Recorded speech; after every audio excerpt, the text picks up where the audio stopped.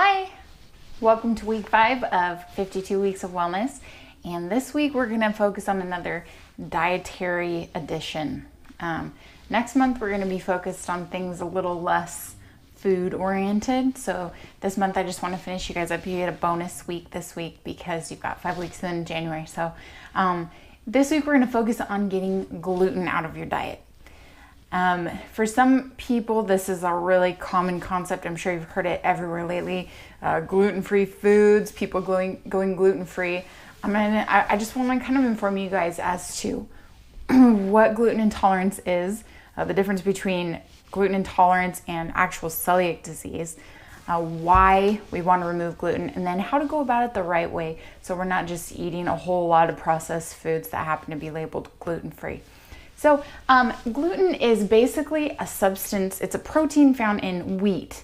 You can find more in-depth information on my blog at chakraboss.com. In the next couple of days, I'm going to be really giving you guys a lot of information about gluten and I'll link you up to some recipes and some people that can give you a lot of ideas of what to do with your food. But for now, so it's a protein found in wheat. And the problem with a lot of this protein is that it's really hard on the digestive system. It has certain components to it that actually cause leaky gut or further exacerbate leaky gut. If you've read Buddha Belly, you know a little bit about gluten and leaky gut. The proteins tend to bind together and they cause an inflammatory response, and that's destroy some of the gut lining. So because so many people are dealing with leaky gut and trying to get their bacteria in a healthy balance so that their digestion's good, so that their metabolism improves, so that their immune system is much better, that's something to be concerned about is your consumption of gluten. People that have celiac disease is a full-blown autoimmune response to gluten, where people with celiac disease don't just have some digestive distress and skin conditions. They have really bad pain, sometimes weight loss, sometimes hospitalization. So that's the difference between celiac and gluten intolerance. But most everyone could really benefit from removing gluten from their diet. That's why we're going to do it. Often gluten is going to be found in foods that are processed anyway, although it is wheat in general, so there is less processed versions of whole wheat foods out there. But there's still semi-processed food. I mean, if you think about it, what is bread? Even if you buy 100% whole wheat bread, 100% whole wheat, whole grain bread, that's going to be your healthiest type of bread to buy. But it's still been processed down. It still had a lot of sugar added to it. It processes through your body, much like cane sugar. It sticks in your intestinal lining. I mean, so even the healthiest of wheat products are generally something we kind of want to stay away from for the most part. Pastas, things like that. So as far as gluten goes, you're going to find it in anything that's going to have flour or wheat products. It can sometimes sneak in things like oatmeal and things that aren't generally gluten-based. But if you don't have a severe celiac disease, I wouldn't worry about it too much. It's a slight contamination, but it's much different than actually consuming large amounts of wheat flour. So breads, pastas, and a lot of processed foods. So again, little by little, the more we can get processed foods out of our life, the better we're going to be. I just to give a little affirmation to this whole thing. My dad has a lot of health issues that he struggled with. He had a massive stroke at 43. If you read a little bit about why I got into health coaching on my blog, you'll see a little bit more detail about some of this. But when he read my book, he was my biggest initial supporter to jump on the bandwagon to do some of these things to heal his gut. He's on a lot of medications and he has multiple different autoimmune diseases. One kind of just led into another, and the doctors doing what they do gave him another prescription for this and gave him another prescription for that. And so through reading my book, the goal was to see how many medications we could get him off of. The first and only real change that he made in the beginning while reading my book and after reading it was to completely eliminate gluten for the most part from his diet. Within a few weeks, he was able to go off of his asthma medication, which he'd been on for years. He'd been able to go off of his psoriasis medication, both of which, remember, asthma and psoriasis are autoimmune responses. Autoimmunity is when the body turns on itself because something's wrong and it's attacking so much foreign invasion that it it confuses its own cells and tissues and functions with something foreign because it's just so overwhelmed by the stuff that's going on in it. So yeah, he was able to go off both of those. His skin cleared up immensely.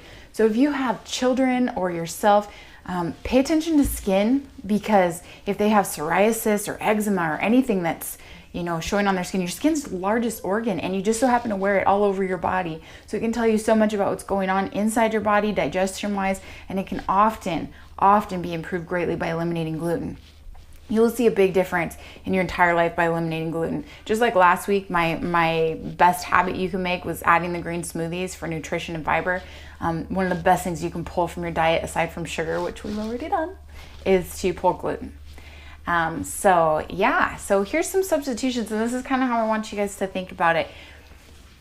I'm not saying don't go out and buy anything with a box that says gluten-free. A couple weeks ago, my kids were just dying for spaghetti. And although I tend to very frequently use things like zucchini noodles, which you'll see on my blog, and I have some references for you guys, spaghetti squash and things like that you can use as substitution for noodles. This night, it was like a Friday night, and they wanted spaghetti, so we bought gluten-free pasta.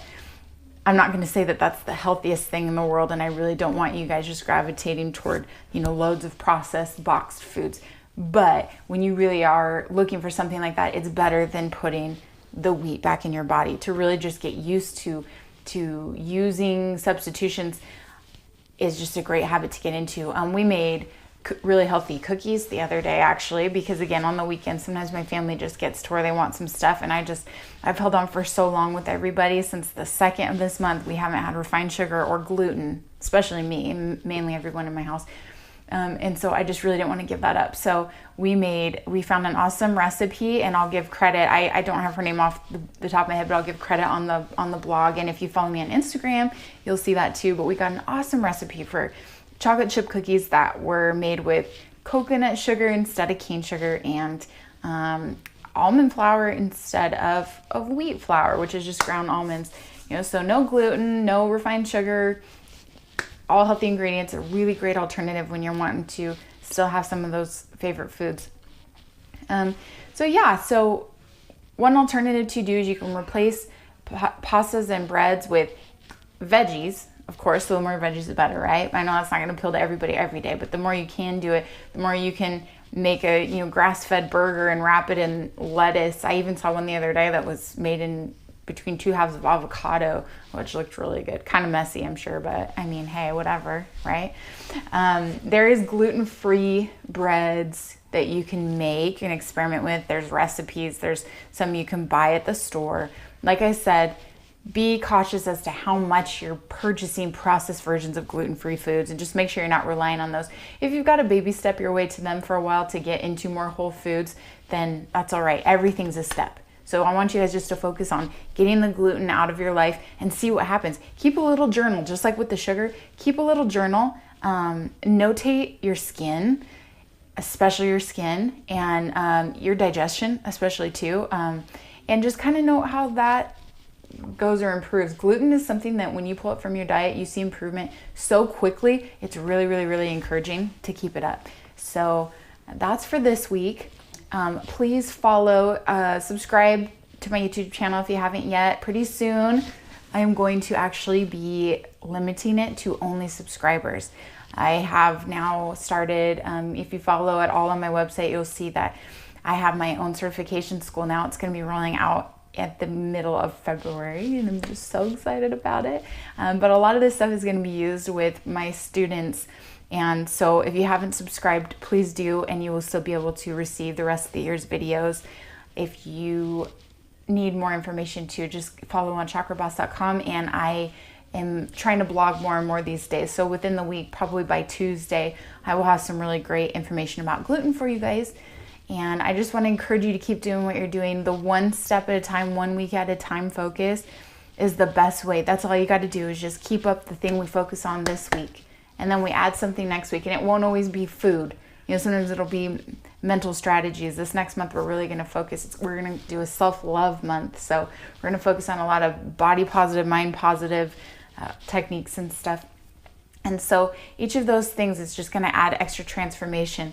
And they've shown that to do it, one step at a time leads to the much better changes over sticking with goals and stuff over the long run, as opposed to just crash dieting and giving it to you all at one time. I could tell you today, just like in my book, exactly how to heal leaky gut and get in shape and do all that tonight, but it's going to be really overwhelming to take all that in at once. So by doing this stuff little by little, and by getting used to making those substitutions for things that are a regular part of our life, like gluten or sugar, or creating a habit like green smoothies, before you know it, especially by the end of this month, if you have followed all 5 weeks of this, your health is going to be vastly improving. It probably already has been, but if you've pulled refined sugar, you've now pulled gluten, and you're adding that much blended veggies to your body every single day, you should start to not only see weight changes, but see energy levels and start to kind of understand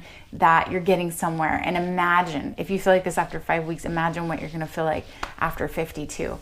Just thank you everybody so much for your support. I look forward to sharing everything else that I've got with you. And please subscribe so that I can keep these coming for you too.